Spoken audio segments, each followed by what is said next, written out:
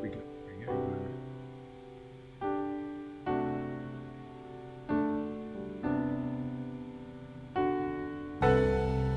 I gave my coat when they killed him to clean his face.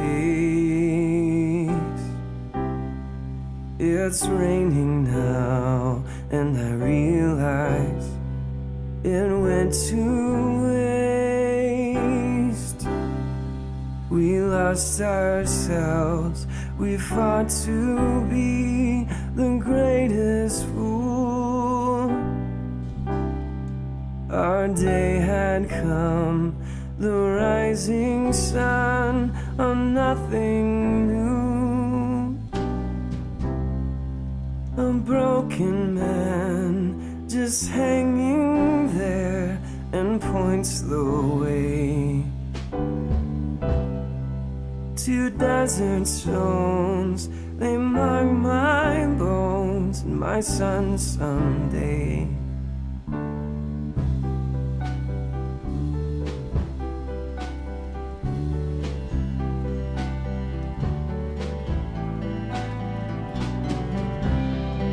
I've no more time for magic tricks, and I'm too old for happy lives. I've work to do, a life to hold. Just one more dead, go back to bed. Don't cry like that. Just close your eyes against the night and say, oh my God, more than this, oh this dying God, I'll keep watching, but I don't know for what, oh God, reason we go on living. I will keep watching, but I don't know for what.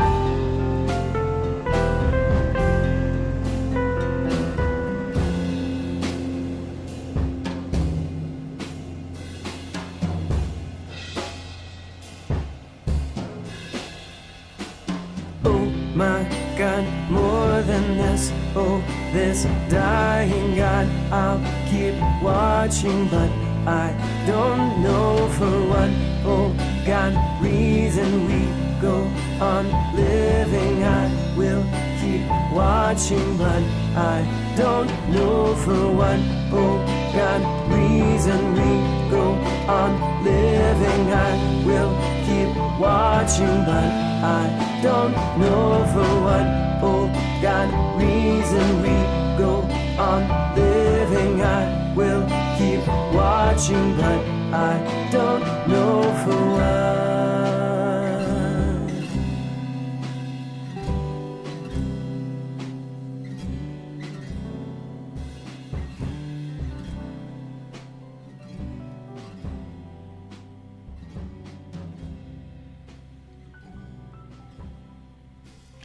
All right, that was a song that only a couple hundred people have ever heard.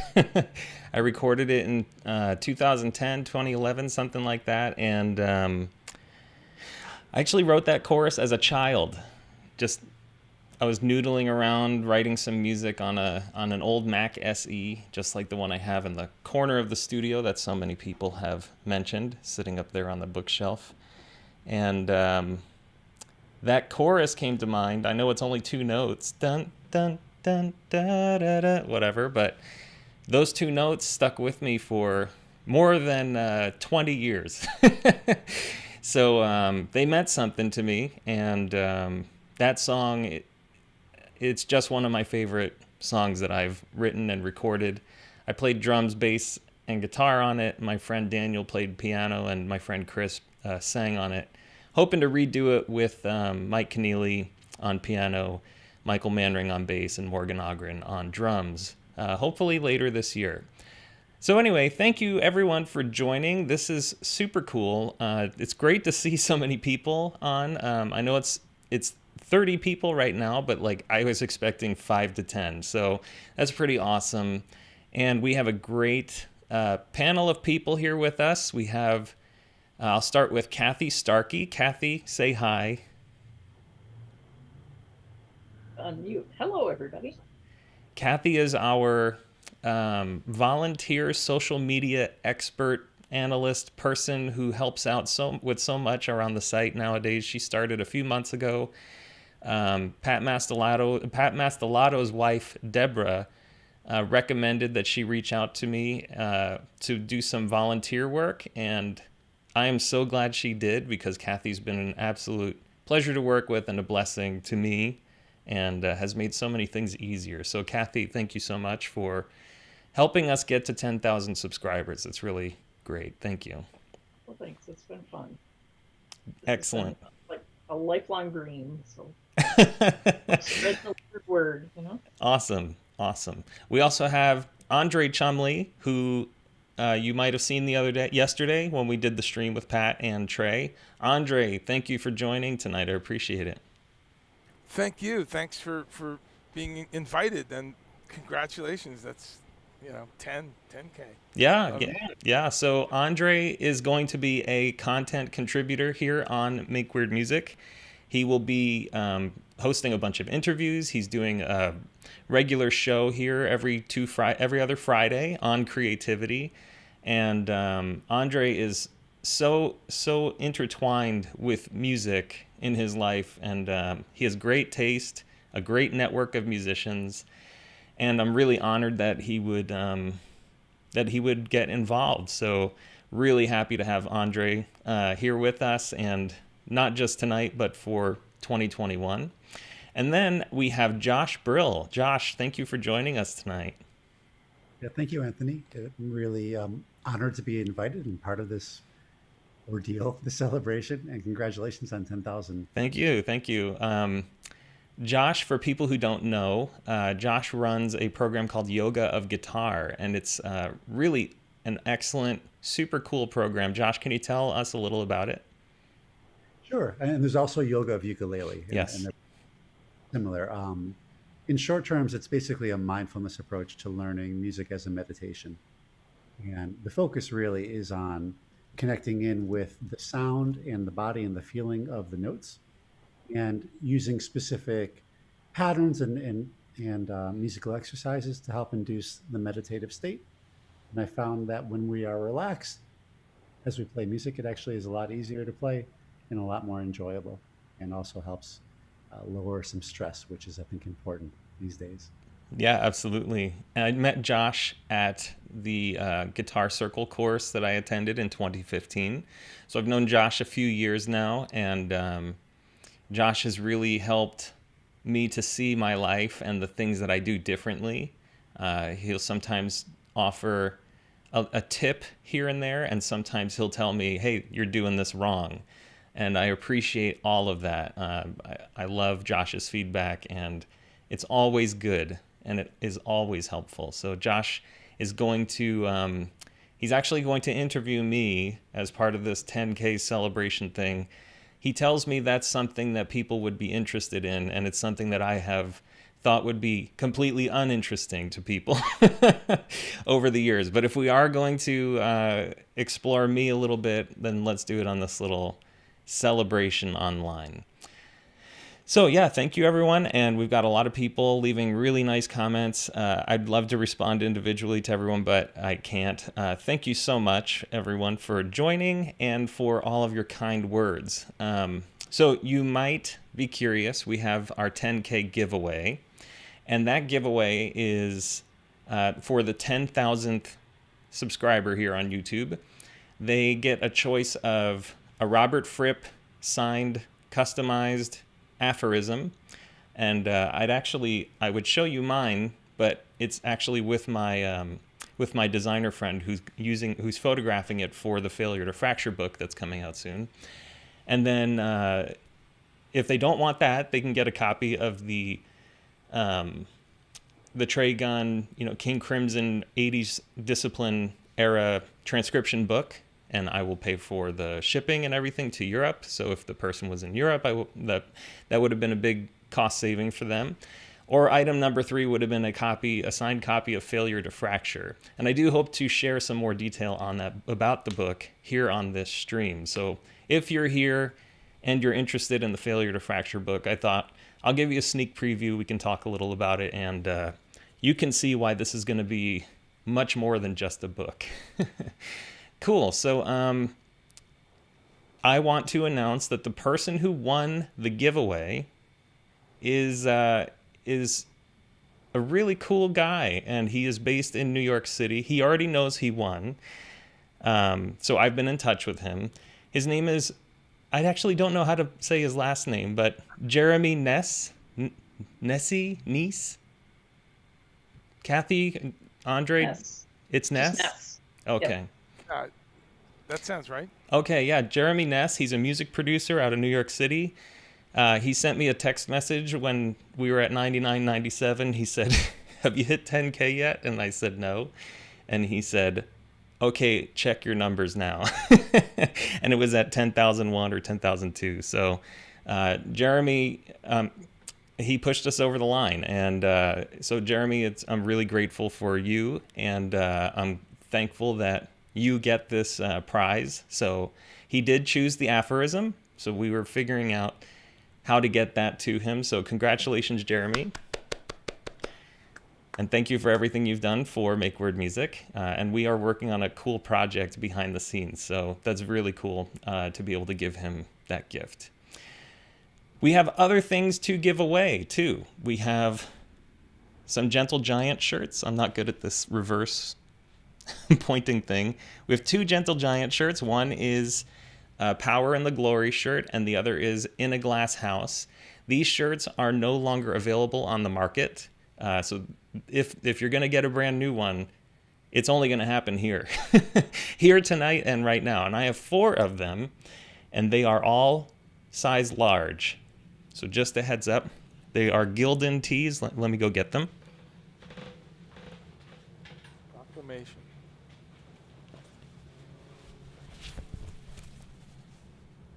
So yeah, this is the Power and the Glory. And the print is pretty big. Wish I was the large. Yeah. I think that's going to be a problem for some people, yeah. But better to have the shirt than to not have it, even if you aren't the large. And here's the In a Glass House. It's the cover. You can't really tell, but it's the same colors as the cover. This is a gray ink, and this is a white ink. So it's a very cool reproduction of the original cover. And I'm not sure how to give these away. Andre, do you have any ideas? Oh, wow. Maybe, well, a quiz is always good if you have some way to, Yeah, so in the chat, why don't you guys let us know who is a big Gentle Giant fan? Who wants these shirts? If only 3 or 4 people say I want it, then that makes it easy. If there has to be a competition, I've got some vinyl copies over there that maybe I can pull out and test your Gentle Giant knowledge. Please say, I want the Gentle Giant shirt to make it clear in the chat. Oh, it looks like Liam was one of the first ones to chime in that he really wants a shirt. Oh, Liam. Do we know Liam? I don't know Liam, I don't know Liam either. but I'm sure Liam is an awesome individual if he's here. Well, yeah, and he wants it so bad. All right. Funk Metal Blues, yo, I want the shirt. All right, so a bunch of people want the Gentle Giant shirt, including my dad, Tony G. I will not allow my bias to show there. I can't just say, okay, Dad. So I don't know, Andre, you're a Gentle Giant fan, right? Oh, just fanatic. Yeah, I love them. All right. So do you have any sort of trivia about Gentle Giant? Okay, let's see. Wow. The guys in Gentle Giant didn't do a lot outside of the band. There was a few little things, but name name a project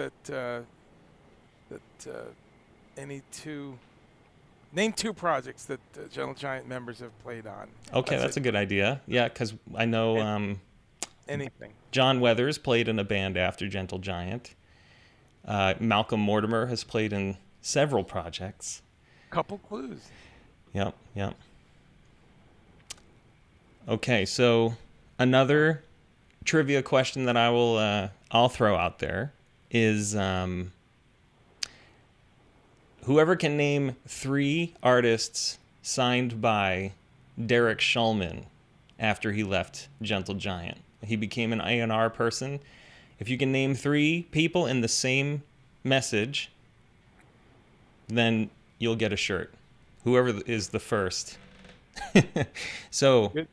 name, what was it, 2 projects you said, Andre? Any 2 projects that a Gentle Giant member has played on. Yeah. Yep. So 2 projects from Gentle Giant members and 3 bands signed by Derek Shulman. I'm going to feel bad if Liam doesn't get an answer in here, though. Let's see. All right, cool. So while they're doing that, I also have a copy of my book that I'm happy to give away, which some people may be interested in.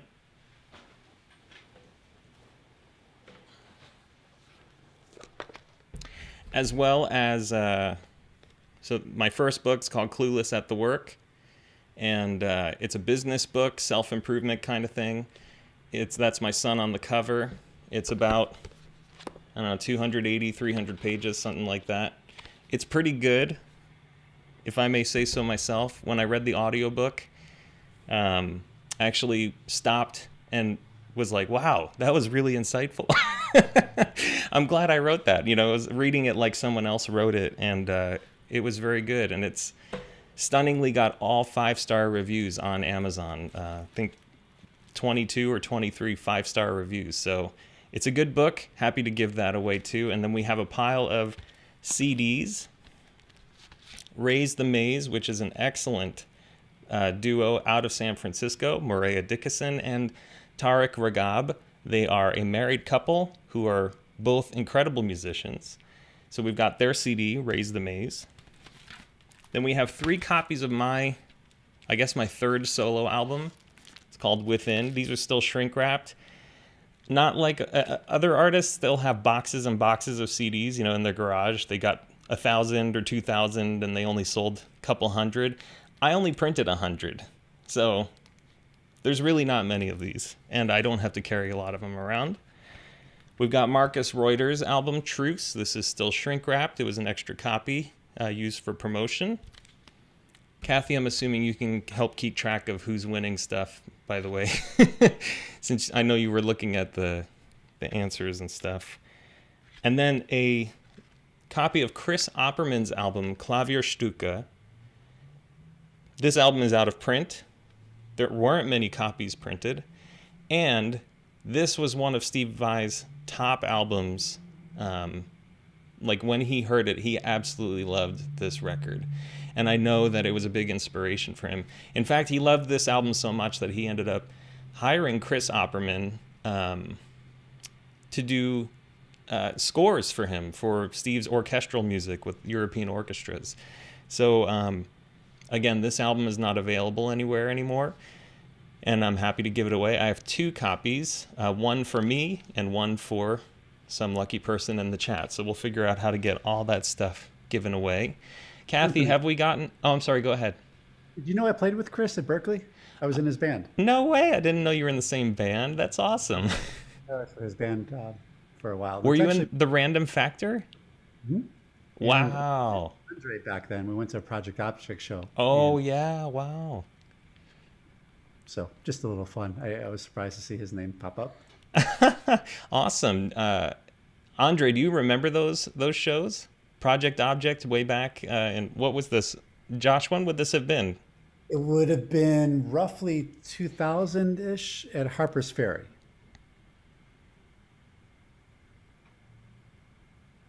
Andre, you're muted. I don't know if you're speaking. Looks like you were. And oh, hey, Yeah. sorry. Yeah, that's I do remember that era and that club, and good, always great to play Boston, and distantly recognize Josh's name and face, so that explains it. I I performed in Chris's band as well, which so I've probably had to struggle to play some of your parts if you run some of that stuff. Yeah, Chris though, yeah, I mean so many different sides to that guy's musical brain. So the piano solo record is great. Absolutely. Cool. So, Kathy, do we have any winners so far? Yep, I'm looking through, and it looks like Liam, Moments, Funk Metal Blues, and Gabriel all answered. All right, Gabe. Or chimed in that Okay. they wanted to win. Cool. So Liam does get a shirt, right? Liam does get a shirt. All right, cool. And Gabe Riccio, he's getting one. And Moments, I see that. I think we're missing. It looks like Argyris Papas. It looks like he gets one as well. I think he'll get the fourth one with his answer of Simon Dupree and the Big Sound, which was Gentle Giant before it was Gentle Giant, the Shulman Brothers, and Three Friends, which was Gentle Giant. You could call it a tribute band, which included Malcolm Mortimer, Gary Green from Gentle Giant, as well as, and only momentarily, Kerry Meniere. He was there for just a few months until he had to stop. And we won't get into that because then we get political. But it's funny, in terms of Gentle Giant, I grew up listening to a lot of their music. Thanks, Dad. Since you're in the stream, I'll thank you.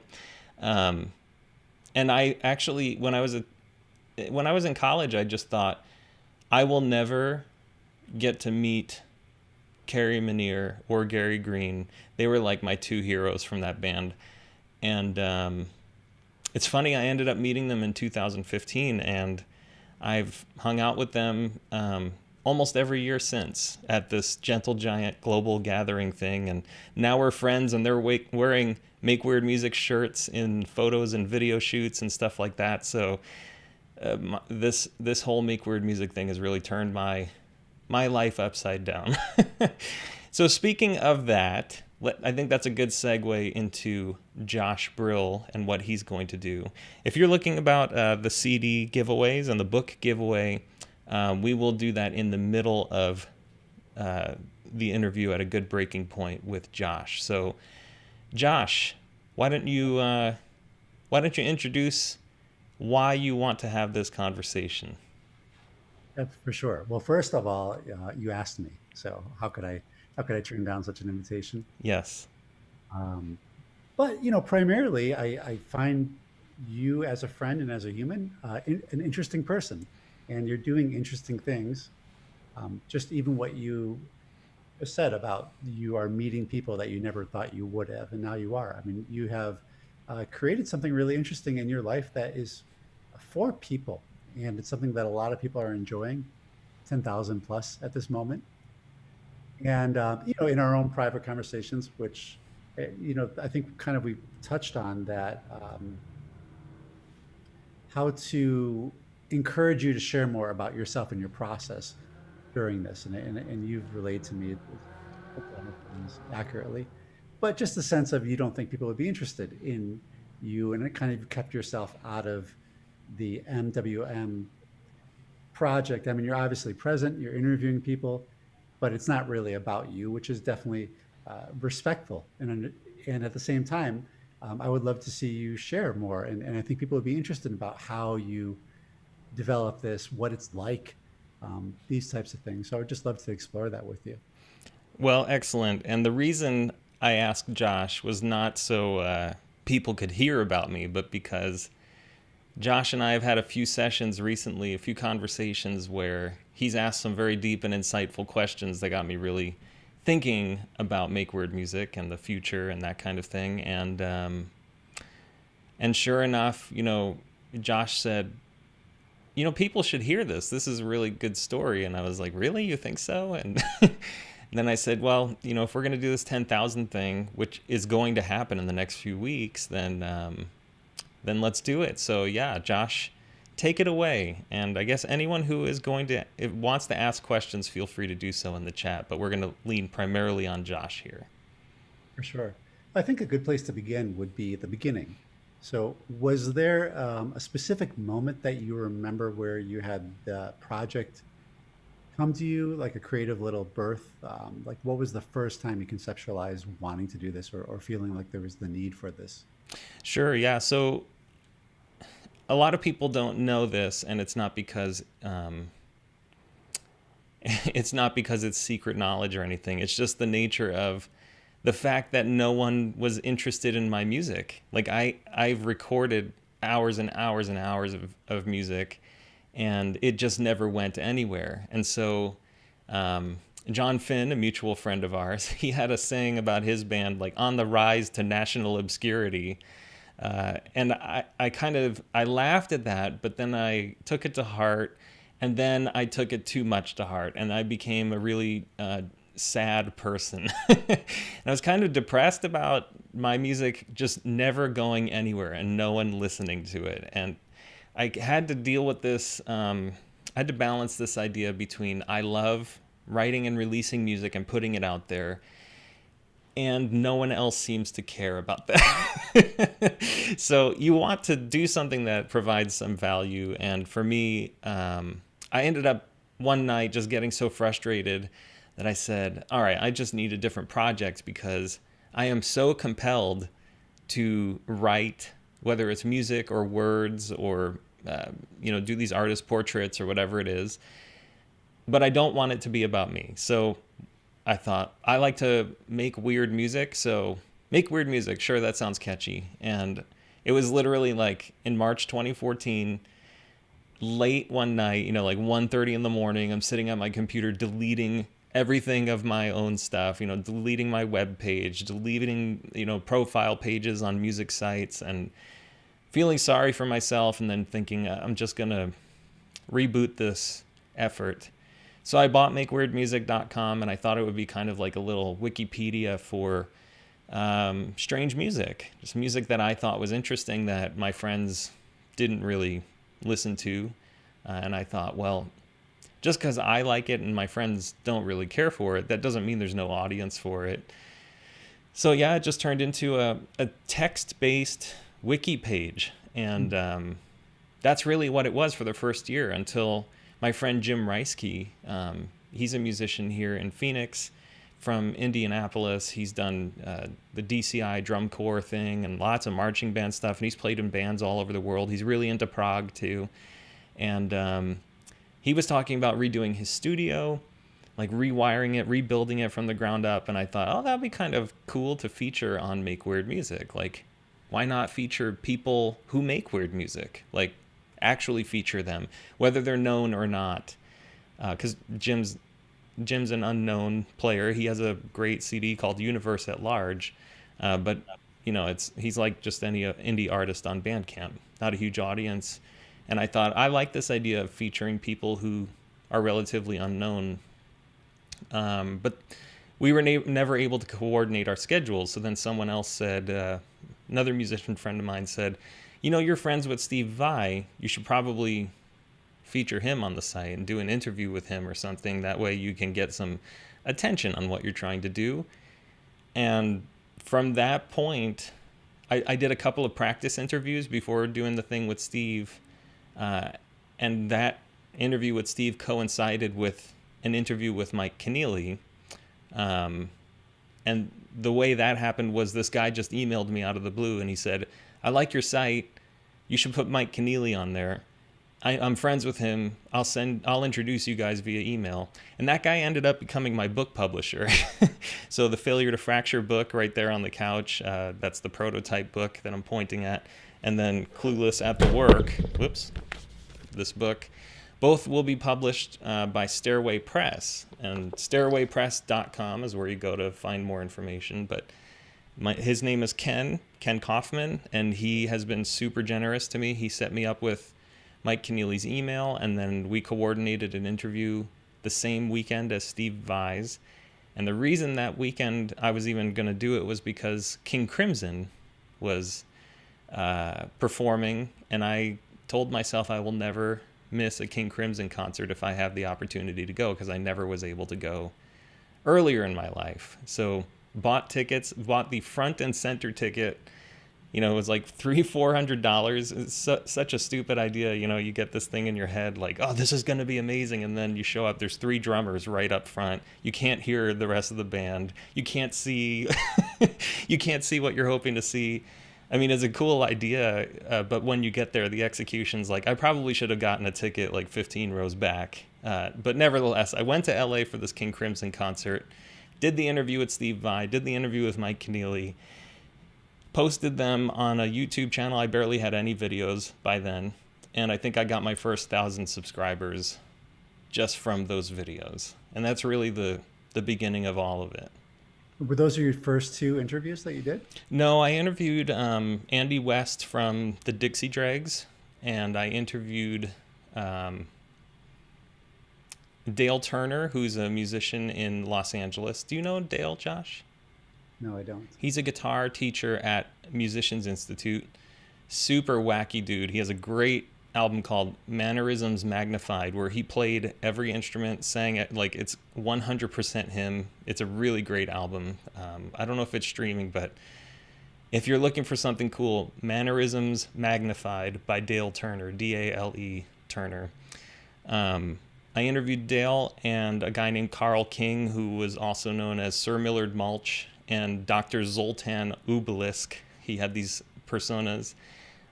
So I interviewed Carl, Dale, a guy up in Idaho who's a friend of a friend. I can't remember his last name, but I haven't talked to him in years. But yeah, just a handful, like 3 to 5 interviews before the Vai one. Were you doing interviews before that? Or was that sort of your first No. foray? What was that about for you? Like, what was that like for you when you first started doing something that you had no experience doing before? Did you just have a sense of security that you'd be good at it? Like, what was the learning experience like? What was that about? Well, honestly, I thought no one would ever look at it anyway. You know, like Steve said in his first interview, like, write a song like no one's going to listen to it. That's kind of what I had learned my whole life. You're just going to write music and no one's going to listen to it. You're just going to make a video and no one's going to watch it. And so I thought, well, I interview a lot of people at work. You know, I interview software developers for jobs and that kind of thing. I'm sure I could carry a conversation with Steve, since I've known him for decades. And then, yeah, with Mike, it was pretty easy. But if you watch the videos, you'll see, like, if you watch a video of mine from the end of 2020, an interview with an artist, and then you look back at those interviews, there's a huge difference in quality. And some of the commenters make that pretty apparent. One comment that really cracked me up was, the interviewer seems high, and I don't think he's having a very good time. Well, were you? Of course I was. Yeah, I mean, Steve is a treasure. And Well, high or having a good time? oh no, not high. No. I probably was nervous a little bit, you know, but otherwise, just trying to have a good time. Well, you already jumped into the comments thing, which I wasn't, planning on talking about till later, but you brought it up. All right. Just like to retrace, a couple things that stick out to me hearing the story. You began working on your own music and you were bummed out that no one was hearing it. Yeah. There was some sort of emotional attachment to this record receiving, which is totally understandable as an artist. We want people to, receive the gift that we're giving. But it actually sounds like it had an emotional, sorry, the word is slipping my mind, but it brought you to a state that was unpleasant. How about that? Yeah, for sure.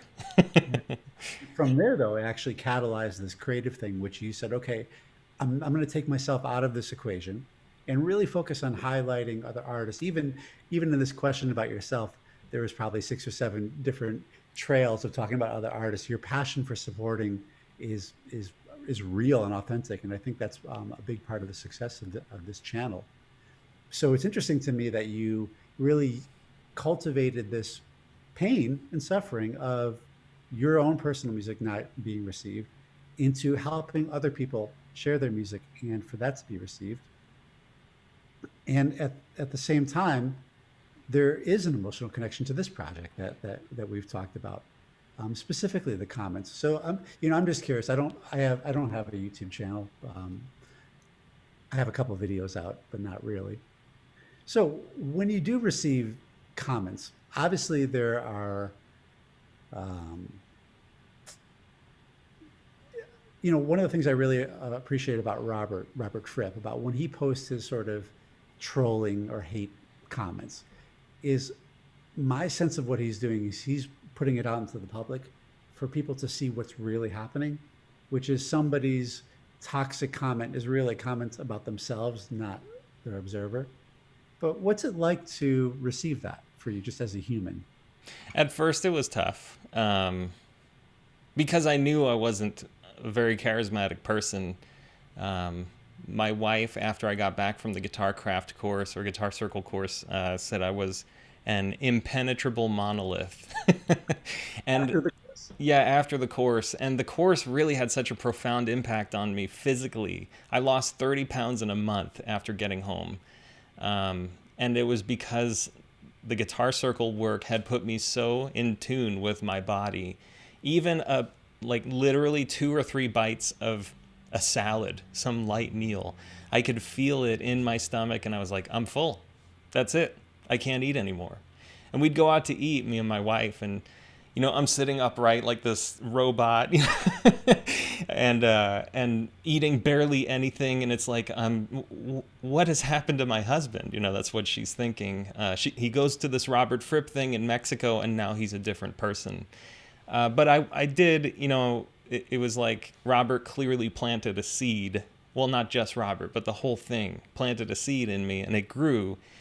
But I needed to learn how to not let it overtake me, which I think I eventually did. But early on in the channel, I got a lot of superlative comments. People loved my interviews.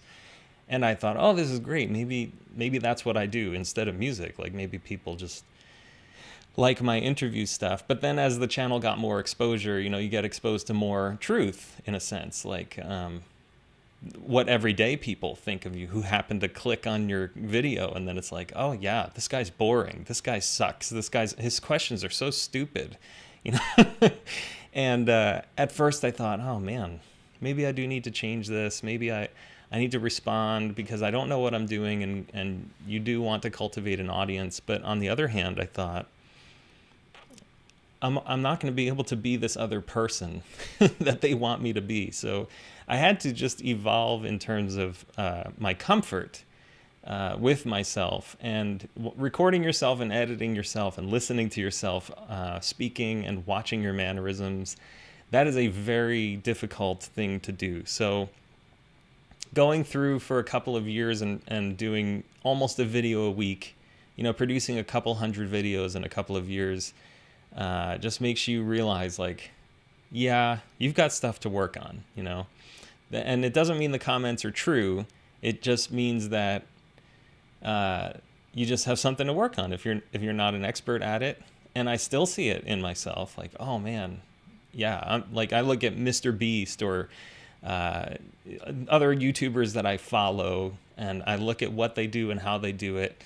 This guy Linus Sebastian, who runs Linus Tech Tips, he has a channel, and I'll watch his videos and then I'll like mimic what he says at the speed at which he says it. And I'm like, how does he speak so fast? How does he speak so dynamically? So I had to train myself, like, learn how to play that instrument, play the YouTube part of me. And over time, now I think the comments are hysterical. I love when people give me a hard time. I think it's really great. It points out something that I can see in myself, usually, unless they're cruel. But often it's like, oh, this guy's boring, and I'll look at the video, I'm like, yeah, that guy is boring. And I'm okay with that because I see how I've evolved. And furthermore, I know where my heart is. I know what I care about. I know what I'm trying to do. And I'm on that path. That's my mission. Not to be who the commenters want me to be. And there's a reason I have 10,000 subscribers and not 100,000 or a million. And a lot of these people who have that many they're super charismatic. They know how to engage. They're willing to do the thumbnails that are like, so sad, whatever, frustrated. That's not me. That's not how I roll. So I'm never going to do that. And if it means that the audience will grow much slower, which isn't even a huge thing. Like, I only care about the numbers so that more people learn about the residents, That's what matters to me. So I'm not in it to be a YouTuber. I'm not in it to be the person the commenters want me to be. I'm in it to shine a light on who I believe are the world's greatest and most creative musicians. Yeah, I think that's very clear, and I think it's helpful for people to hear what it's like to be on the other side of this toxic swamp sometimes of YouTube comments, especially YouTube. I think the anonymity of people throwing their own pain and suffering, projecting it outwards. The thing about boring though, and like kind of like comments like that, I mean, we all function at different tempos. And for somebody who is New York, Manhattan, 12 coffees a day tempo, something that's a little slower it might appear boring to them, but that doesn't mean it's actual truth. Right. It's their experience in it. And I think it's one of the interesting things. You and I even spoke about this. Your channel is based on people who, from my sense of it, don't give up about it. Right. And haven't paid attention to critiques, have had the blessing of having their creation isolated, which I think is a little different than YouTube. When Steve Vai's working on an album, it's him in his studio with his thoughts and his sense of what is right for him or not, and that's his only judge. The YouTube process is different because it's entirely based on public exposure, right? Acceptance or views or whatever. So it's a little bit of a precarious thing, I think, for the creative situation. And but also, I think, really empowering for you to dive deeper into your truth as you see it, because obviously it's taken you this far. Right. And I think about that, like, I'm this far in spite of myself, in spite of what I feel is boring. But what I think, Andre actually pointed this out yesterday during the Trey and Pat discussion, we have an informed audience. We have an engaged audience. This is not 10,000, randos. This is 10,000 weirdos, fellow weirdos, and they care about this music. And when there's only, 8 to 10 other people on the internet, like in a larger way talking about this music, you're going to attract those people. And who else is having interviews with Homer Flynn and I don't know, just all these random artists? Like, it just doesn't happen. So I think that's what's cool about this site. I don't care who's popular. I care who's creative and unique. And the audience does too. I mean, if you look at this, I know at least half of the names in this chat, and I've either met them in person or I've interacted with them several times, and they care about this music. They don't care about the host, but it's nice that they are nice to the host. And, so I think Andre brought a great point up. We have an informed and engaged audience. And the host is doing a great job. I think that's what I would like to remind you of. And I think celebrate you as much as a channel tonight. Thank you. And also look at it as an inspiration. So, myself, who would like to build a channel, I'm sure there's other people out there, or even if it's not a channel per se, but a creative project that they feel called to do. I think it's inspiring for you to share about that and about the process. I'm curious, like, what do you think has been the, maybe have you read the War of Art? No, it's on my Amazon list for my birthday, though. Coming up in a few weeks, fellow Aquarius. One of the main premises is that whenever we're taking an artistic, entrepreneurial, any sort of endeavor, resistance shows up. Mm-hmm. Resistance is basically the enemy of success. And the closer we are to something that feels real to us, the greater it's going to be. Yeah. That resistance can be internal thoughts. It can be family and friends who undermine our faith in ourselves. It could be comments, for example. So I'm curious what the greatest resistance is that you found building this channel and how you've been able to overcome them. Honestly, I'm someone who thinks I'm fully responsible for how I think, for how I feel, and for what happens to me. And so I had set a goal 2 years ago to hit 10,000 by the end of 2020. We hit it on January 1st, and like off by a day, to me, that's a negligible error when you're estimating 2 years out. But the idea here being, I think it's only because I was thinking small. I'm the resistance. I am the one creating my own limitations and giving into them. And now that I'm watching people, like I told you this a couple of weeks ago, you can't have a channel with 10,000 subscribers and it's still just, it's just a hobby, Like, I know it seems like there's a lot of people who have way more subscribers and they're like, oh yeah, I occasionally post a video, but there is just no way you get to those kinds of numbers and you're not taking it at least somewhat seriously. I built this studio, like with my hands, with some friends. I built this studio that I'm in, and we took out a home equity loan for it. Like that's not cheap. This building was about $25,000, not including labor. Like my labor and my friend's labor. It probably would have cost $50,000. And everyone tells me like, oh, your production quality is like a channel with 1 million subscribers. That's not, it's on purpose, but that's never been my intention. The idea is just to make the best content I can. But in terms of resistance, it's like, there's kind of like two types of resistance. The first is like the stuff that you can definitely overcome. And that's quality, the gear that you have. It's your willingness to commit to making stuff on a regular basis and keep a rhythm going. But then the next level of resistance is your own thinking, I think. And that's where I found that I've created my own limitations. For example, I never make a video with the audience in mind. And I know that's such an artist statement, like, my art is for me, I make it because of this and that. Well, there are some really great artists who never see the light of day because they don't think about an audience. And that's one approach, and that's fine. But I don't want to waste the time of the musicians that I interview. I don't want to say, I don't know, I've talked about like interviewing Trey Anastasio from Phish. Hey, Trey, can I interview you? My channel has 100 subscribers. That's not going to fly. Like, why would he do that? But 10,000, that starts sounding serious. And so I thought, like, I see these channels that grow and I see why they grow. And that second level of resistance is really like the fact that I didn't think of the audience. The fact that I wasn't thinking, oh, this video is supposed to tell a story. The fact that I wasn't thinking, every single video I make is a first impression. And you have like 5 seconds to make that expert impression. Make someone think, this guy knows what he's talking about.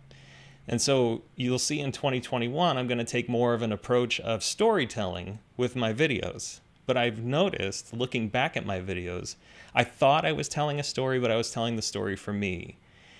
In the future, I will be telling the story for the viewer to guide them through the way that I think so that the videos are more compelling, so that the numbers grow in a different way, and so that I can have a more meaningful way of sharing, when I shine that light on an artist, it's much more meaningful.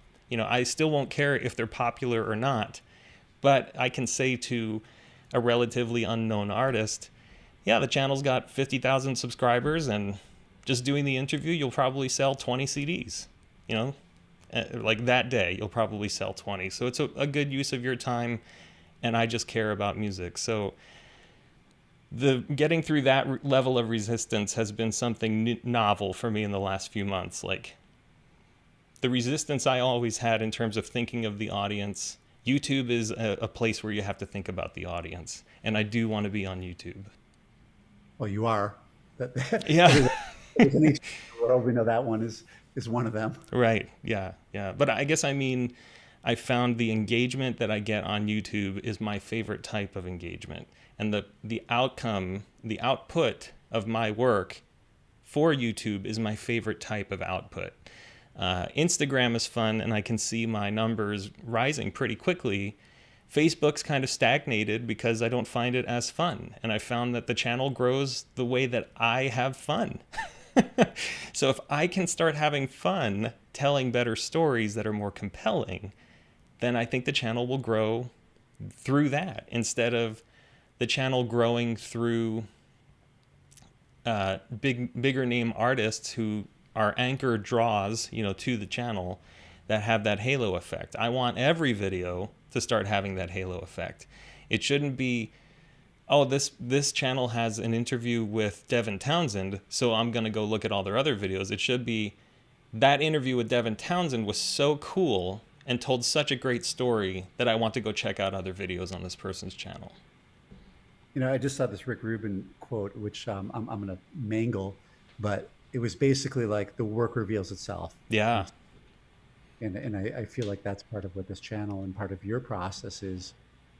You begin with an idea, and it morphs from a wiki page into a channel, and then you have a couple interviews that launch it to a different degree. Right. And then now it's like there are these different waves that you're navigating through just being open to the experience. I just wanted to circle back on something you said about Trey Anastasio, which you said, and this was in the context of the question about resistances, which I'm not sure if we really got to yet, and I just want to maybe poke that hornet's nest one more time. Yep. So you said maybe you're the resistance, which I don't know about this, because you have done something, and here we are celebrating. Then you said, well, maybe some of my thoughts are, and I think this is getting to it, because we all have these thoughts that are resistance thoughts, and what they are, I think, is different from everybody, but I think the effect is the same, which is they deflate our tires. They take the wind out of it. And when you said, why would Trey Anastasio do an interview with 100 subscribers? To me, I would classify that as this limiting thought belief. Yeah. Because we don't know. Now if he said, well, I'm not going to do it for 100 subscribers, then we know specifically. But anything else is just a fiction that our mind is creating a story. And kind of, I get that. However, as someone who, now that I have, and I don't want to blow, the size of the 10,000 out of proportion or anything, but now that I have some sort of a platform that is respected by a group of musicians, I get a lot of emails. Can you listen to my music? Can you help me with this? Okay, well, I need to make sure, I have limited time, and I see I need to use my time in a certain way that is good. And the way Steve Vai says, you're always either pulling someone up, so you're the person giving someone a lift, or they are pulling you up, and that's not like a competitive type of statement, but I don't want to approach an artist and have it feel like I'm asking them for help. You know what I mean? And I think the numbers substantiate a request, and the numbers don't necessarily matter, but in this sort of market where I'm not friends with Trey, where I need to have some form of credibility, the numbers do feed into that. And that's part of why I had hoped to get to that 10K by the end of 2020. Not because I care that the numbers go up. I care about creating a platform that has credibility in the marketplace with integrity. That's what I love about Bandcamp. They are not there to take money from artists. They're a platform there to support artists. And that's how I want my channel to be. Over the years, it should be known as a platform that authentically shines a light on great music with integrity. And we never have to worry about, are they doing this for money? Are they doing this for clicks or anything like that? Yeah. And I think all of this is self-evident in the channel as present as it is. Well, and the talent, and Andre and Cedric and Kathy, like, I'm going to be hopefully bringing more people on over time, and I want to pay them too, and you can't pay people out of your own pocket when it's a hobby. So I need to turn it into something that generates revenue, because I want money to go to the people who are putting work into it. I'm okay working for free. Andre is probably okay working for free. He has been already, but I want to pay him. And that's a basic exchange. And I don't mean like I want to pay him for his time. It's like that is an offering that I can give him that has tangible meaning in this world. And I appreciate him and his time and putting himself into this effort. So I want to reward him, and I want to make it sustainable. I just want to circle back to it real quick. Yeah. And that's all like, I don't think there's any question of your sincerity and your integrity in this project. Maybe that's why I can't see the answer. What I get at, it's that, and not that the numbers don't matter either. The numbers are a thing. Yeah. What I'm curious about is this idea of really open to possibility without using templates of such things as numbers or all these thoughts that are substantiated. No question. You had 10 million subscribers. Doors open because of that. Right. That's an obvious. But if you have 100 or 10, it doesn't mean that somebody might say no. Most likely, probably. But I'm curious about that part of the brain that gives all the reasons why they wouldn't. Yeah. And what would it be like to approach the future with a little less of that? Like, how might the channel, if you really got in there and caught these limiting beliefs before they were there, what might happen with this channel? Oh, yeah. Well, that's part of the growth for 2021. I need to, in fact, I just had this conversation with a good friend of mine. I was talking about my business goals for this year. And he and I both listened to this training session from he's a sales expert named Jordan Belfort. Do you know him? The Wolf of Wall Street? That guy, yeah. So we both listened to this private training session from him. A friend of mine paid for it for his company, and he shared the recording with me. And Jordan said, you walk into a company and their salesperson, like the lead salesperson says, oh, I'm making 30, 40 calls a day, and that's good. And Jordan says, well, if we bring on another salesperson, guess how many calls they're going to be making? 30 or 40 a day. But Jordan said, you need to be making 200 calls. You need to be dialing 200 times a day, every day. And you need to read your script as though it's the first time you're reading it to a person. And you need to show that enthusiasm on call number 100 and call number 10,000, And so he said 30 to 40 may seem good to you, but 200 is doable. And you have all of these things going on in your head that say, well, 30 or 40 is good enough. And so I was telling my friend Corey, well, here are my business goals for the year. And Corey goes, what, are you crazy? You need to double that. Like, you need to step up, double whatever it is that you expect, and you'll make it happen. And it's my own limiting beliefs. I'm like, and I'm facing it even tonight. So I'll share a personal story here. Here we are celebrating 10,000 subscribers, and that was a huge milestone for me, because when I started, I said, if I can reach 250 people, this will be a huge success. We will have 1 million video views in March, I think. 1 million views of my videos, our videos, but 1 million views, which to me is crazy. That's just on YouTube, not even counting all the Facebook video views and that kind of thing. And to have 1 million views of my videos is like, holy cow. Talk about, I just wanted 250 on day zero. Like 250 people ever. If they ever saw this website, that would be a big success. Because every day I'm looking at my analytics when I was, on my own music, and it'd be, hey, 0 hits a day. All right, killing it, And I would have this really nasty, sarcastic self-talk, like, well, that one person who saw your music didn't buy it. 100% of the people who visited today were not interested enough in purchasing your music. You appealed to 0% of the people who show up at your website, These are the things that were going in my head. And now it's just different. It's just a different scale. Now it's like, well, only 800 people watched my videos today. Like, you get into this whole crazy thing. And so here we are celebrating 10,000 subscribers. And then I go on LinkedIn, and my friend Rad Wenzik, who wrote this really excellent book, he launched his book about a week after I launched my book. I've sold about 400 copies, I think, of my book. He sold 10,000. And I was like, 10,000, there it is, that same number.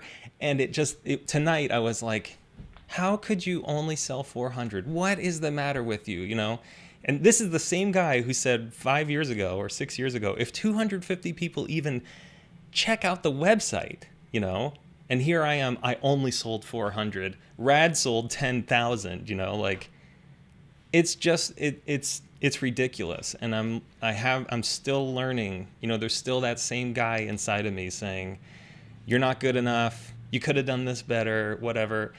But I had this conversation with Steve Vai just recently, and he said, I was talking about my emotions, and he goes, oh, so you care more about what other people think than actually living out your primary purpose. That is effed up. And he is like yelling at me in the camera, pointing his finger like straight at me, yelling at me. Like, I even clipped it. I sent it to you, Josh, and I sent it to a couple other friends. But Steve Vai yelling at me through the camera, staring at me like, that is effed up. And to see your own, your musical hero telling you the way that you think is so messed up, it's like a really sobering moment, because how often do you get to hear that from someone who is a hero in your life? It doesn't happen that much. So I'm still going through trying to shed that person who had the limiting beliefs. And now I'm really trying to look at this life of abundance, a life of opportunity and possibility. 400 copies, I could turn that into 10,000. There's no reason I can't, except that I used to think selling 5 or 10 was good enough. And you can't get upset for meeting the goal that you originally set and then saying it's not good enough later, And I also think that the idea of time scale is a really important concept here. Yeah. 400 right now. What's that? It's 400 right now. That's right, Just yeah. YouTube channel, there was a moment in the past where there's 400 subscribers then, and there's 10,000 now in the future from that perspective. That's right. In this moment, there's 400 copies sold. Do you believe in the future there is 10,000 sold? Yes. There it is. Yep. And do you believe the possibility of this channel going to 1 million? I don't. I Why? could see, well, because I don't think I want that. If 1 million people could be exposed to these people that you find their voice is important, Yeah. you wouldn't want to offer that to those 1 million people? Well, you just caught the guy, you just found him. There he is. That's right. I mean, I just figured in my own head, the biggest possible audience for a channel like this is maybe 250,000, not 1 million. What if it is 1 million, though, in possibility? Oh, I'm sure it is in possibility. I mean, this is the same person who 5 years ago said 250 would be incredible, So, yeah, it's probably, it's possible. Yes, it is possible. And at that point, you'd be able to pay these people that you want to pay. That's right. That's right. So it would kind of be win-win-win all across the board. Positive sum game. That's right. Well, And I see Steve Ball saying, keep going. And that's right. You just keep going. But I need to keep going without dragging that old dude with me who says, you'll never get higher than 10,000. And what's funny is after 10,000, like today, I think we hit 10,025, and I'm like, who are all these people that are still signing up? I thought they were signing up to get us to 10,000. Like, there's still people signing up. Why are they doing this, you know? And there's that guy who just doesn't believe. And I'm working through it, you know? But I've been thinking, if by age, I'm going to be 39 this month, maybe by age 45, there's 100,000.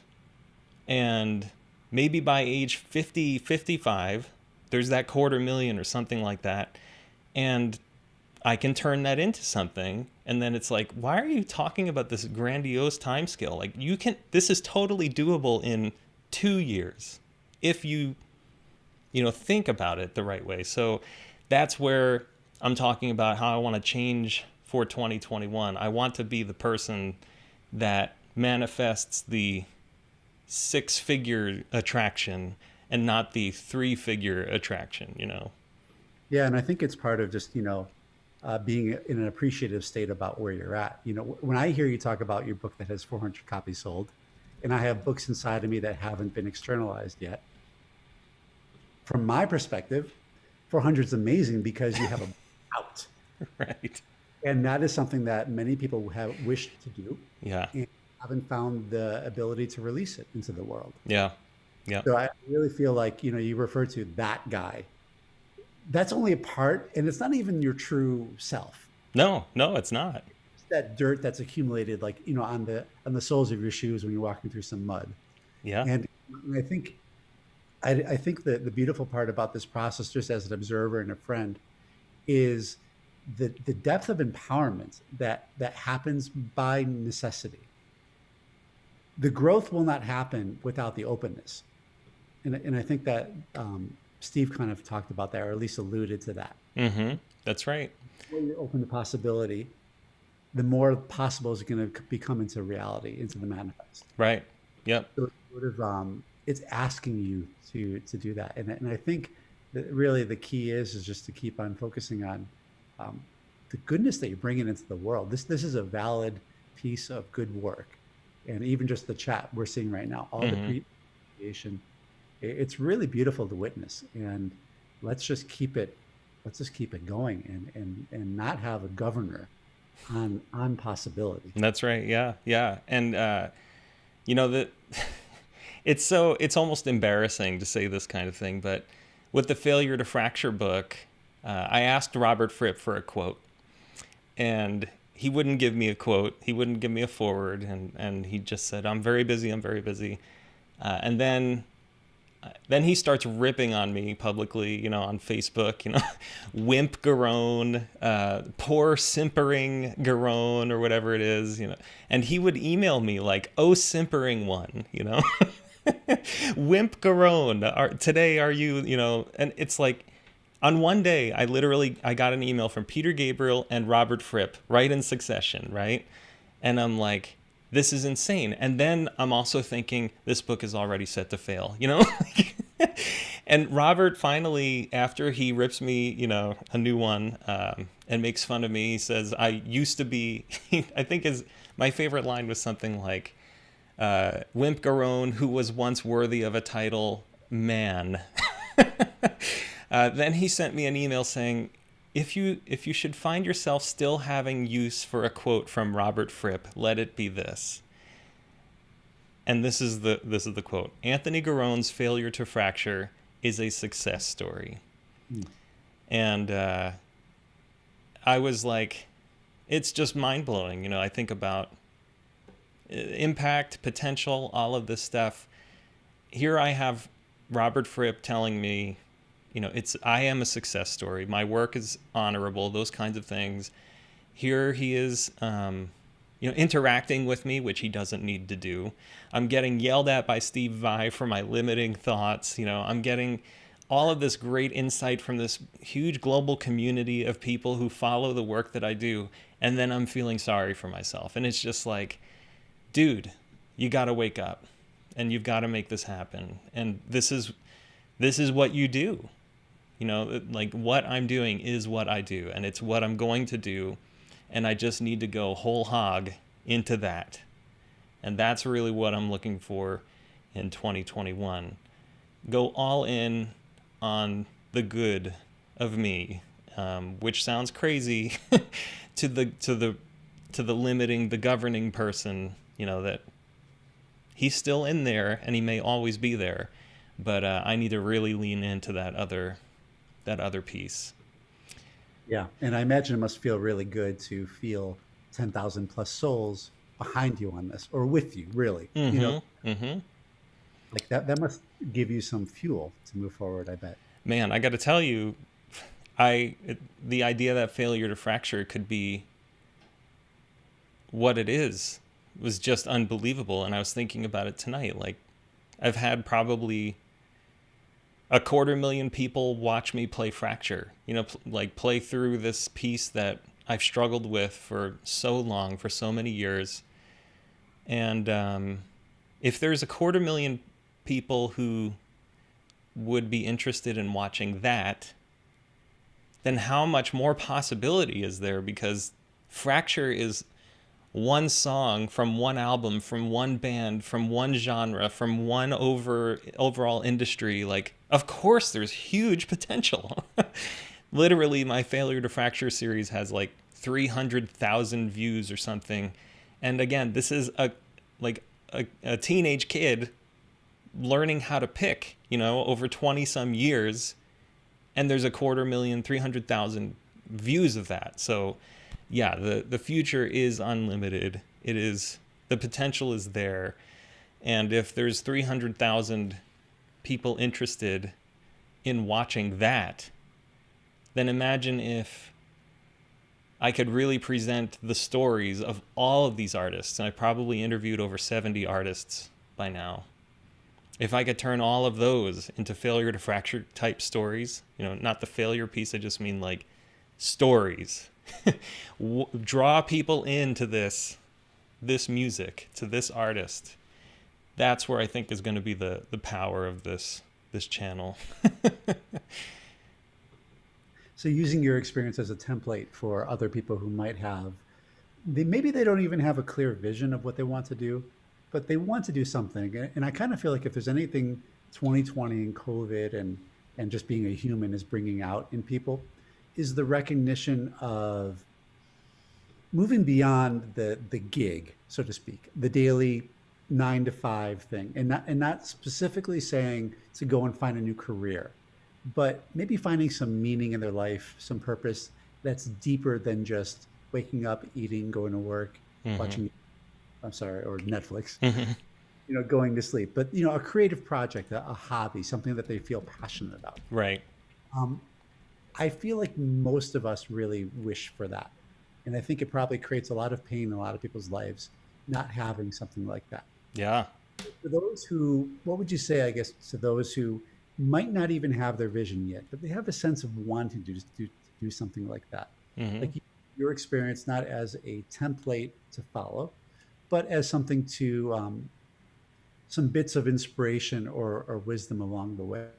Sure. Like, what would you like to share to those people? Yeah, so just remember I started this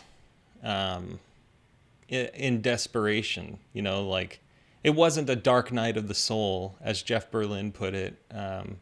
When I spoke to him a couple of years ago, he was like on his living room floor crying in his underwear about how awful he had been to so many people over the years. But I was in a pretty bad place, just creatively, feeling like, man, why do you spend any time doing what you do? Your music is worthless to the world. Like, those were the words going through my head. And I just had to reframe it into something that was positive. If no one is listening to what you do, that doesn't mean there's no value in you doing it. But maybe you just need to change the angle a little bit. Like maybe you go 5 degrees to the left. And everything that you do is already there. And everything that you can produce for the world is in that, in that window. You just have set a destination that isn't working for you. And companies do this all the time. 90% of companies fail, in the startup world, at least in the tech startup world. And yet those people continue. They still get investors giving them millions of dollars. And if businesses can fail and they have millions of dollars behind them, you can change your approach too. That businesses pivot, people pivot. Even like I can plant. I always keep plants or fruit seeds at my desk. This is a Decopon seed, Decopon orange. They're out of Japan. It's a very special blend of nectarine and orange citrus. And they go for about $4 a pound at Whole Foods when they're in season. And it should be in the next few weeks, called Sumo Citrus. Check them out. They're awesome. Anyway, I can plant that seed 3 feet from another one. And one plant will grow 6 inches and the other plant will grow 3 feet. And it's like, is the plant a failure for not growing, like the other one? No, it's just, you might have to just reposition yourself and what you do by a few inches. And then suddenly you can find what you need. And I think my wife says, she's got a few funny quotes. And I mean funny like humorous, not funny like strange. One is, she said, "I don't like the music that you make, but I love that you make music." And so even my wife appreciates what I do. And then she has also said, even though you never had an audience, that doesn't mean there wasn't an audience. And now you have an audience. And now they're interested in your music, So there are ways of just channeling your energy into something that is a little bit different directionally. And we are, I say it in Clueless at the Work, we are an interdependent superorganism. You're not going to do it on your own. You need other people. And perhaps those other people is your audience, and maybe they need you to do something a little bit different. And that's okay. It's not a waste of your gifts. It's not a waste of your time, because at some point they will develop that appreciation for you. And maybe what you're already doing is wonderful, but the world isn't ready for it. There's a graveyard full of brilliant mathematicians and scientists and people who've predicted the future exactly as it needed to happen, but just at the wrong time.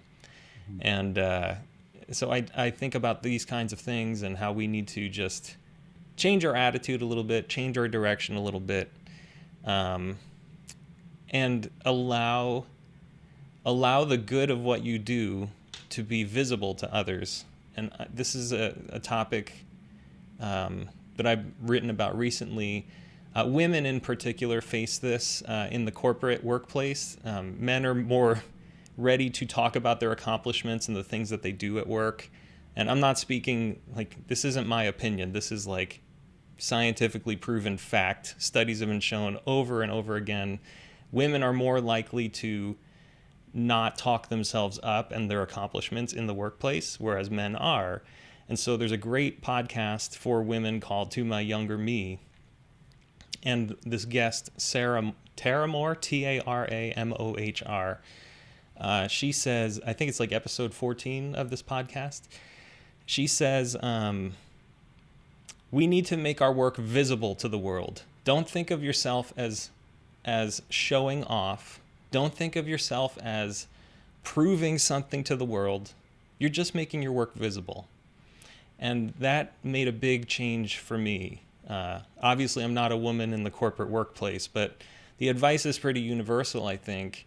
No one will know about your work if you don't share that work with the world. And they're not going to accidentally stumble upon it because they're worried about their own work being seen, There's no one walking around going, man, I just wish there were more people showing me what they're doing. That's just not the reality. So you have to just say, hey, this is what I did. And I think it has value. And you don't have to judge it. You don't have to judge any of the responses you get. Just share what you love and why you love it.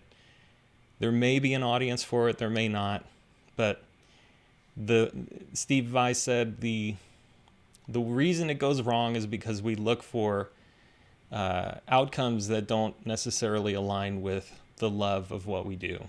And your primary purpose, he says, is just to feel good. So do what feels good, and don't let numbers make you feel bad. If you allow other things to make you feel not good, then you're not serving your primary purpose. That's really, really beautiful and powerful. And a couple of things that just stick out to me with that, especially for people who wish to do something, is in following just, or at least recognizing your trajectory, that you began something without an expectation of where it might go. You did something that you love to do and shared it with people. That seems to be a number one point. Mm-hmm. And overcoming the vulnerability of that, because I think that's what holds a lot of people back. Yeah. That vulnerability tends to be extra amplified by these negative and restricted self-judgments in our head. Right.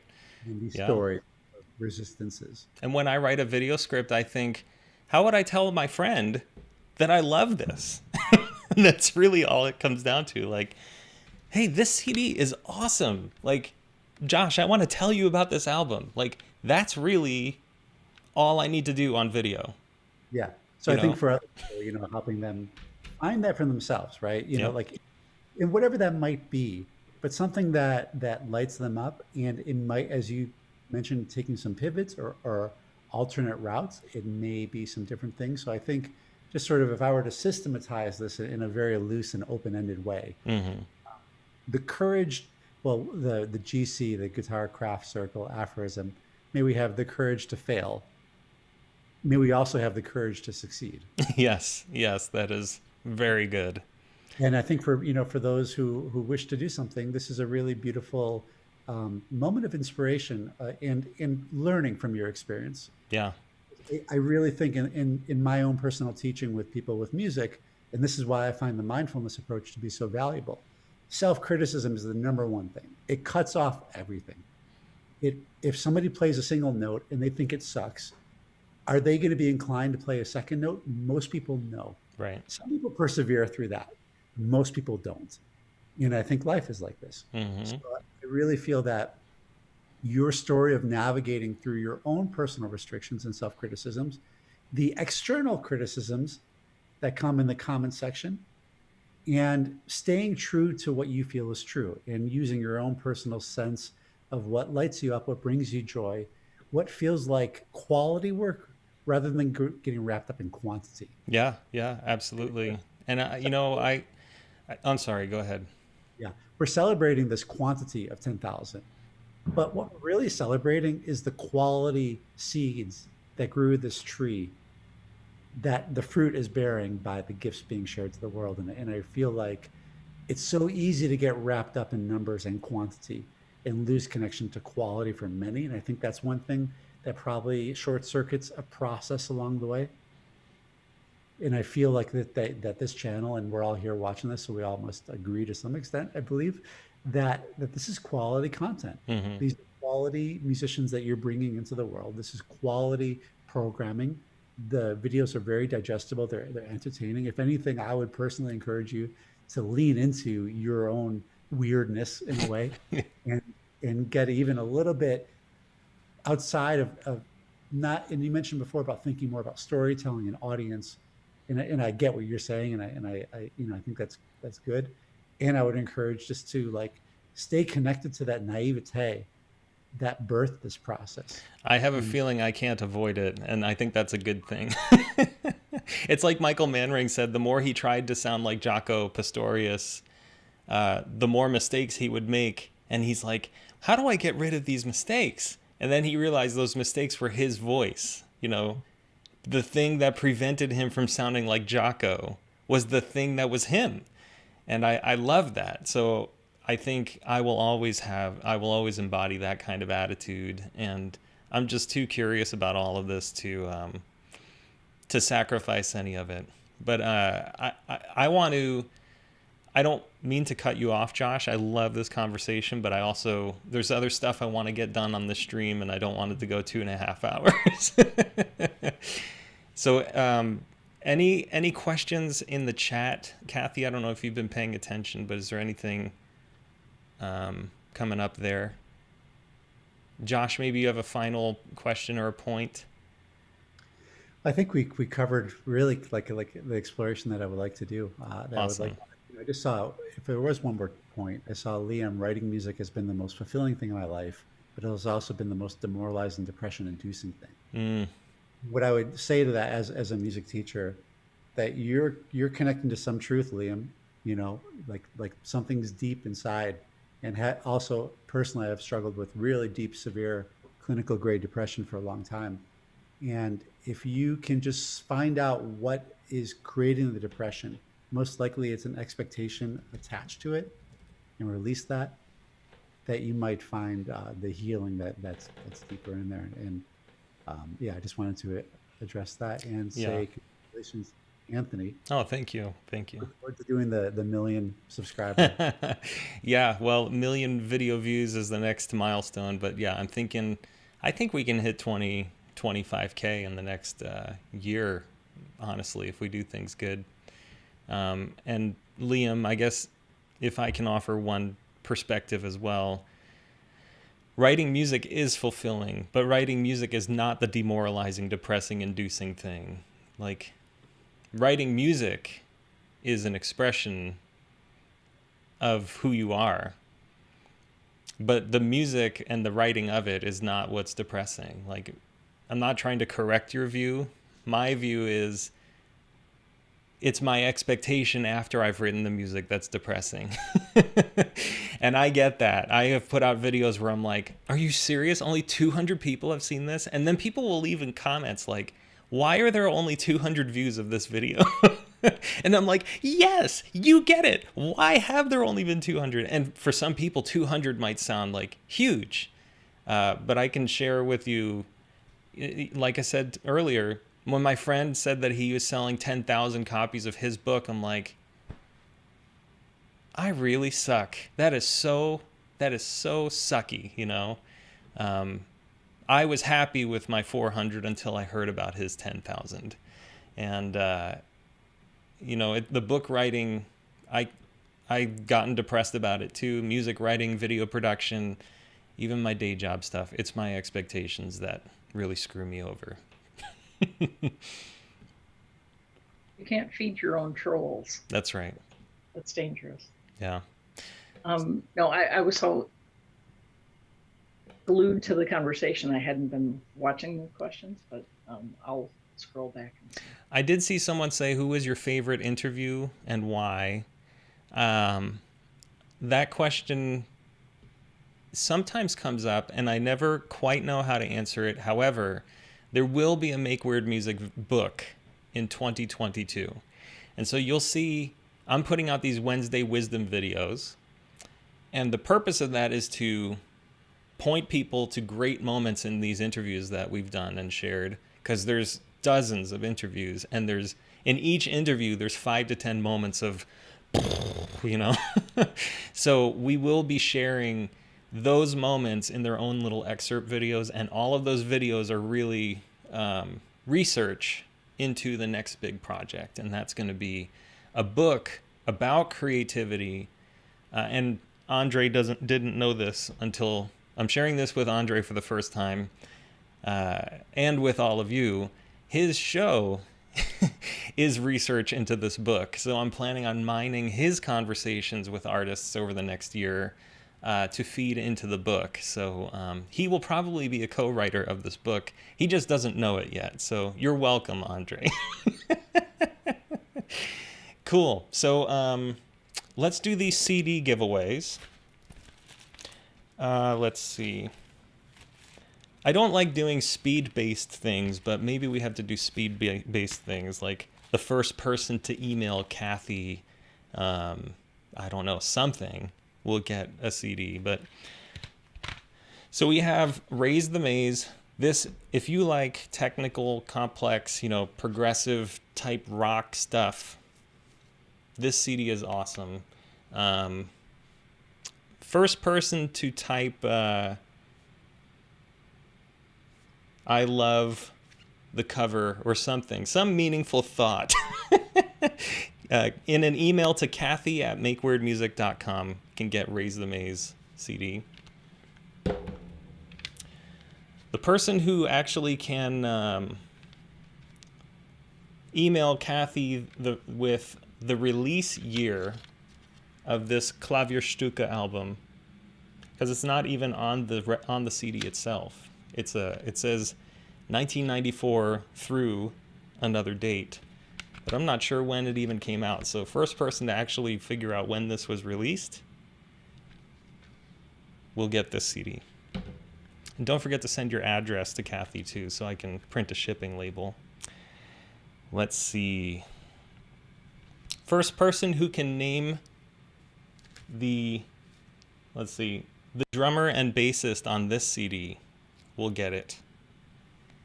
So email Kathy at makeweirdmusic.com for the Marcus Reuter Truce CD. And then anyone who wants an Anthony Garone CD can have one. I have maybe 15 of them left. So if you want an Anthony Garone Within CD from 2007, just email Kathy. And then, let's see. I don't know. What do we do about the book? I'm not quite sure. But if someone is interested, the first person who expresses interest in this book to Kathy will get the free copy. And then I think after that, I will give it to you at cost for $10. That should cover shipping and everything. So basically you get it without costing me money. I will give it to you at cost, however many copies that is. So Kathy, is all that cool? Have I just overwhelmed you with stuff? All right, good. All right, so one last thing I want to cover. And Andre, I'm sorry to keep you on here this whole time without you talking much. I hope you're having an okay time. And Yeah, great listening as I thought I would, and learning a bunch, and yeah. all right, cool, good. So lastly, I want to actually share the current draft, well, the most recent draft of the Failure to Fracture book. No one has seen this. Very few people, a couple dozen people. And I'm sharing this not only because I was expecting the book to be done by now, but also because the book is no longer a book. The book has turned, like, what I wrote in text is nothing compared to what this book has ultimately become. And I mean that every single page is a completely different and beautiful artistic layout. Every time you turn the page, it's like a poster.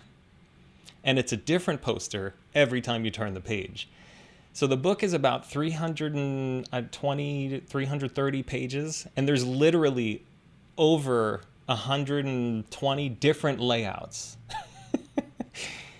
Just think about that. Every time you turn the page, you're going to see a whole new look and feel. So it's a really unique art project, and I want to pull it up here on this other computer. So give me just one moment.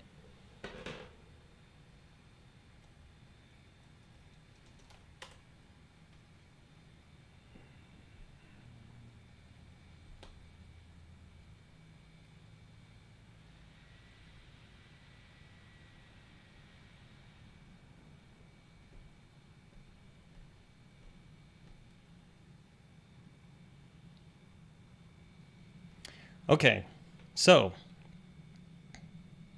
I think I can make it so, okay, it should be full page, or yeah, you're not seeing the zoom anymore. This book, like I said, every page is different. So this line in the center that you see is actually the crease in the book. So when you hold it open, what you see on this PDF right now, the left half is the left page, the right half is the right page. This is page, like, we don't have the beginning of the book finished yet. Mike Keneally wrote an introduction, and there's some other stuff in the introduction, which is pretty cool. But this is like page 1 of the book.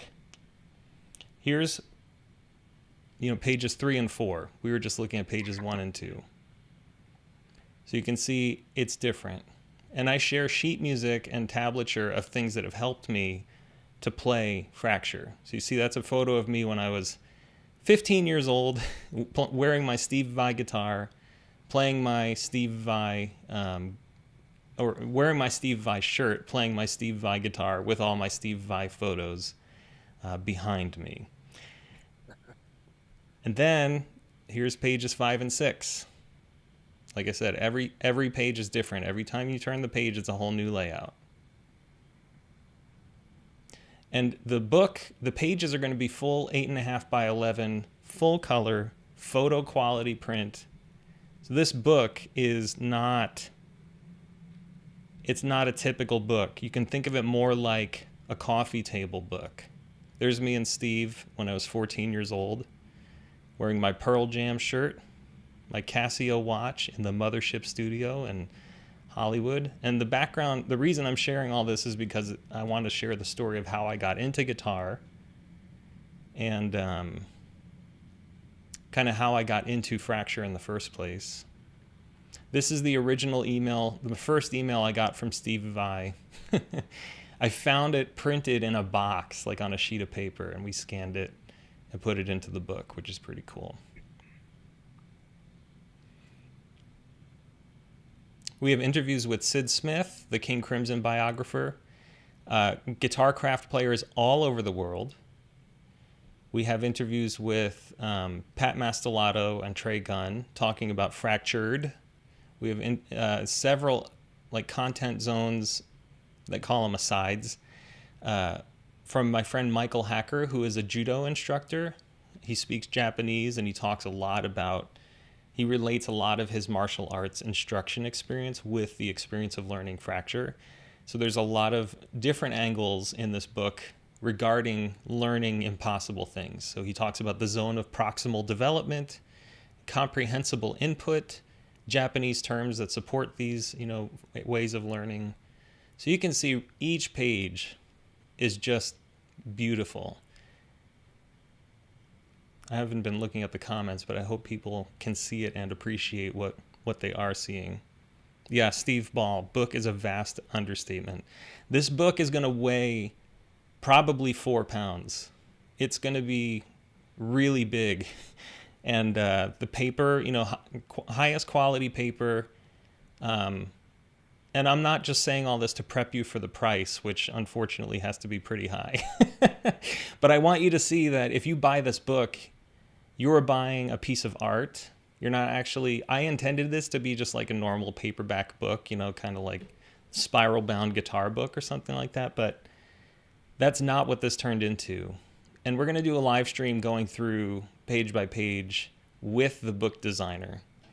And the purpose of that is so that people can see kind of why we did what we did and understand our intention behind this. And I think that'll be a really interesting conversation.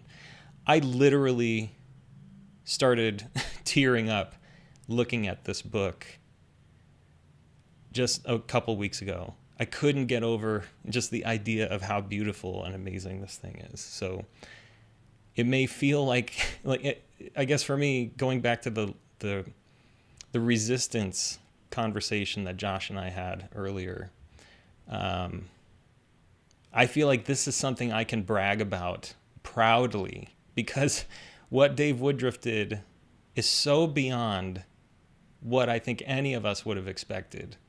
I did all the illustrations, of the hand, the arm. So we do get into some of the mechanics of holding the pick. There's sheet music all through the book. This is a very, very big book. I did a frame-by-frame analysis of Robert Fripp's playing, and this is what his hand does. So I've got diagrams throughout the book how to hold the pick. It gets really technical, but I tried to make it so you don't have to be a guitarist to really understand it. So let's see, how are the comments looking?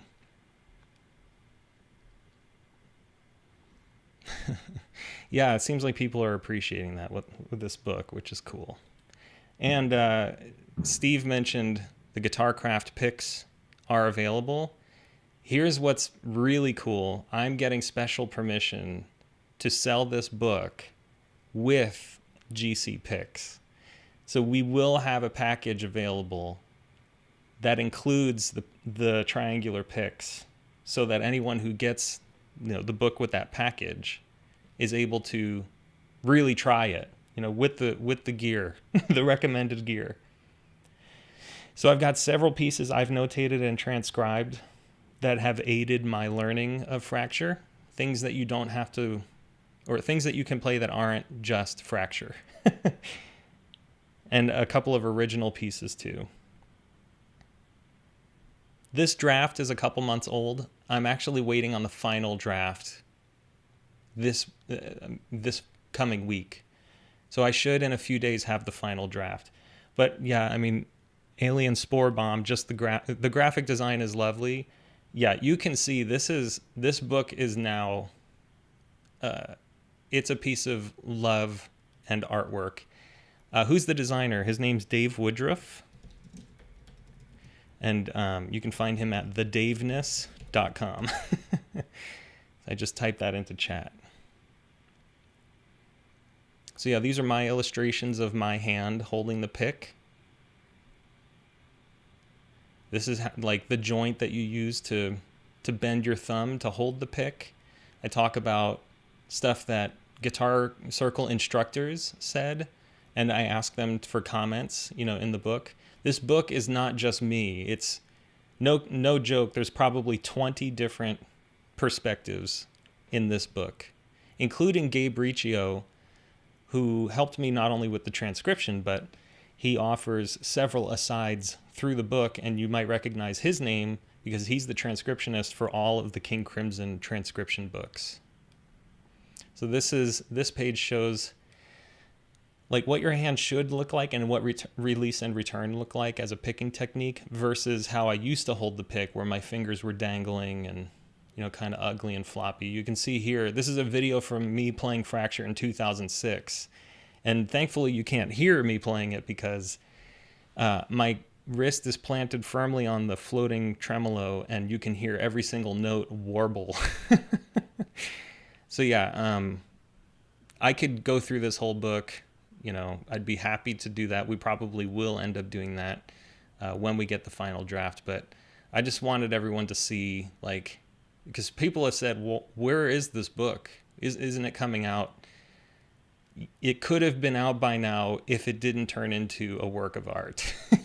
And I don't say that in a complaining way. Obviously, this is incredible. And my publisher even said, we owe Dave $2 million for this work. I mean, this is really... Another person reviewed this and said, this is publishing quality from $1 million publishing house. No one is getting paid for this. Dave offered his services for free. I'm not going to make money on this book. We might sell 100 or 200 or something. That's what we're expecting, just because maybe that's a limiting thing, a limiting belief. Just market research, we're thinking maybe a couple hundred. So this is going to be kind of a boutique item. We've got an interview with Alex Anthony Faida. That's the one that's in the Failure to Fracture series, but I've taken the text and put it into the book. Here are my journal entries from when I was at the Guitar Circle in Mexico. And a lot of this is going to change. We've already changed some of these pages, the way that they look, the way sheet music looks, and that kind of thing. This is the latest complete draft that I have. Dave has, obviously, as the designer, he has a much newer version. Talk about how I had to change how I walk. I learned how to breathe. I learned how to walk. I learned how to sit and stand through the Guitar Circle. And I know Josh and Steve Ball and some other people have gone through, and they know what I'm talking about when I say this. Other people might say, you changed how you walk so you could play Fracture. Yes, that is what happened, and that is all explained in the book. And there's some stuff that Dave did like this, which is really cool, but you won't pick up on it in the book itself, like a guitar going from one page into the next. You know, it looks cool visually in the PDF, but when you flip the page, you won't get that same effect. Nevertheless, it's like Frank Zappa recording himself twirling his mustache. No one can hear it, but he knows it's there. So, yeah, this is how I think about when I'm going to play Fracture. I imagine a padlock in my wrist, and I literally imagine it unlocking. And that allows me to loosen my right wrist for the picking required by Fracture. Any questions or anything else about the book? Steve, I hope so. 1,000 minimum would be incredible. If we were to get 1,000 pre-orders, I think we could drastically reduce the price, because I think we could do like pre-printed copies instead of print on demand. But since we're just expecting this to be a very boutique type item, we're planning on the print on demand, which unfortunately costs a lot of money. And if you sell a book through Amazon, what people don't know about this, they take 55%. So in order for you to make any money, you have to take the cost of the printing, add some percentage on top of it, so you can make a couple of bucks, and Amazon just gets 55%. So I'm not complaining, just preempting, like I don't think we've made a final decision on the price, but we're looking at 125 MSRP. If we buy through the publisher directly and we don't have to pay Amazon, we'll have much lower pricing, and that'll be available through the pre-orders. We will not have pre-orders on Amazon. So that will encourage people to buy the book directly from us, and for us to make, a couple dollars more, but we're talking $3 to $4 per copy. We're not going to be making a lot here.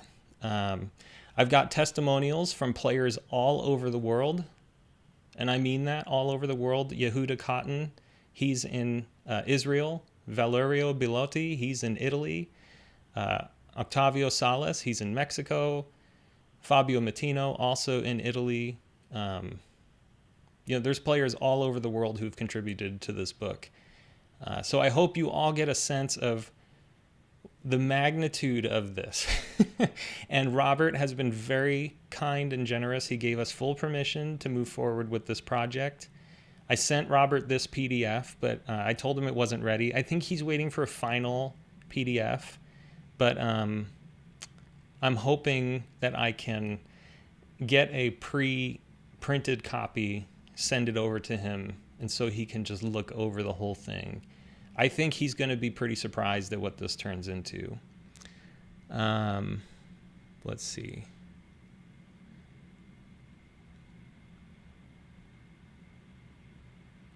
So yeah, Robert has seen it. Just looking through the chat. Giovanni, thank you for the compliment.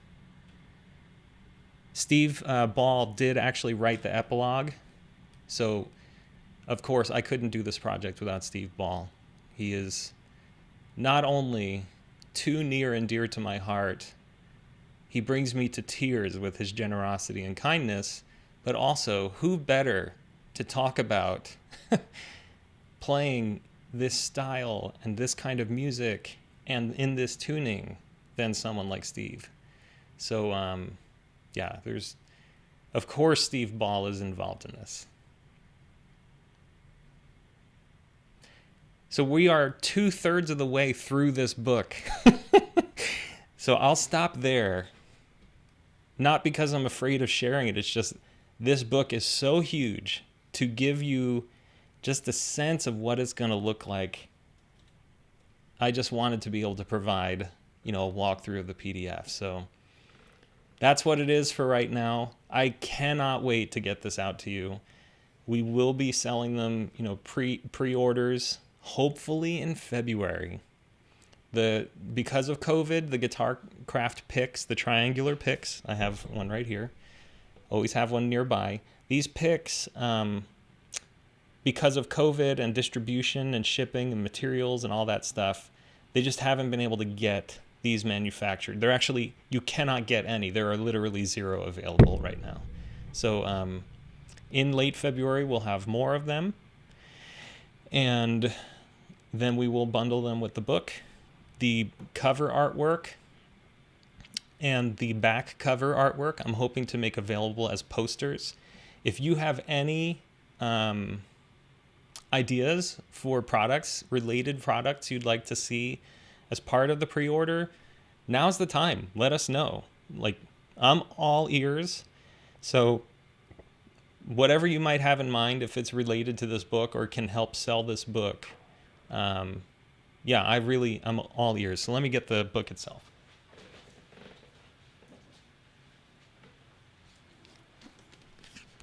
So this is the cover. This is a mock-up that I put together. The book will be this big. It is a huge book. This is an engineering book that I use as a template, but you can see there's like charts and technical stuff in this book. But yeah, this is what the cover looks like. I want to get posters printed. This artwork is so awesome. And Dave just took a photo of a Black Beauty Les Paul and did all of this with it. And the quote from Robert will be up here. And then on the back we have the pick, also exploding in frustration. But yeah, I want to make this and this available not just as a poster, but as a canvas print, because I think this will look really beautiful on someone's wall. And I'm planning on putting it right over there. There's a big empty space on my wall. And I think Costco does prints that are like 4 feet tall by 3 feet wide or something like that. I'm going to get the biggest possible print of this to sort of honor the release and honor the 22 years of the study. And what better place than in my studio to have that. So I think that's everything that I want to cover tonight. I could keep going. Obviously, it's a huge part of my life, but I'll stop there. Josh, Andre, you got anything before we wrap up? Can you hear me? Yeah. Here I am. Yeah, I muted. I keep forgetting to unmute. Just learned a lot, and I'm really just real positive about what we can. It's great to be doing this the very beginning of the year because, yeah, it just really sets the template for some, real good possibilities this year.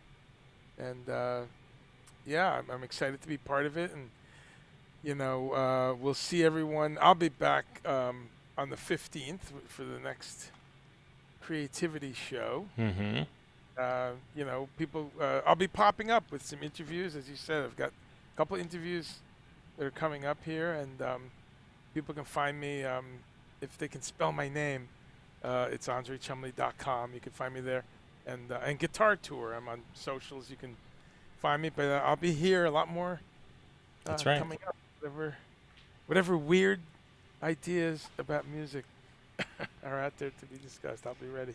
Yep, and you can find Andre on social media at Guitar Tour, GUITARTOUR. So please follow him, show him some love, get him support, and there it is. I've got this is my old school, like 1950s method. You just hold it up. But yeah, people can find me there, and on Make Noise Social, I'm always there to say hi. I see those socials coming in. Yep. So, but this just it just feels like a launching spot. Yeah, 10,000, and as you said, as Josh said, just let's think big, man. Let's think, big numbers, people going viral with this. Awesome.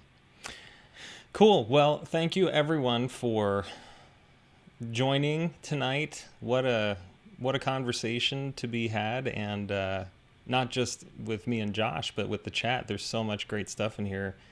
Hopefully I can capture all of this chat and paste it in and into something so I can read it later. But none of this would be possible without you guys, and I am just floored.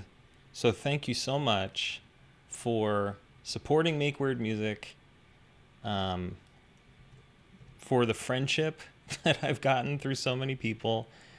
This project has changed my life, and I'm hoping that it changes yours. I've been all over the world because of it, and every city I go to, there's someone who knows Make Weird Music who wants to meet up. Germany, Austria, England, Mexico, Canada, the US, everywhere I've been, somebody's like, can we meet? So it's incredible. Let's make it bigger. Let's make it better. Yeah, Steve Ball, 10K is only the beginning. That's right. Andre said it. Josh said it. Can't wait to get this book out to you. We have a lot of big projects coming, and I'm going to try making it a really great year for us, especially with Cedric Hendricks, who you recognize from SurdexSongs.com, and Andre creating content. And with Kathy, this will be her first full year with us. She started mid-2020, and I think we're all just getting started. So hopefully we'll see you in a year at another major milestone. Hope everyone has a safe and happy 2021. Hope everyone stays healthy, and I hope your families stay healthy through the year as well. And we all get vaccinated and start feeling like we can get back to normal life. All right. Thank you, everyone. My love to all of you. I really appreciate all your support.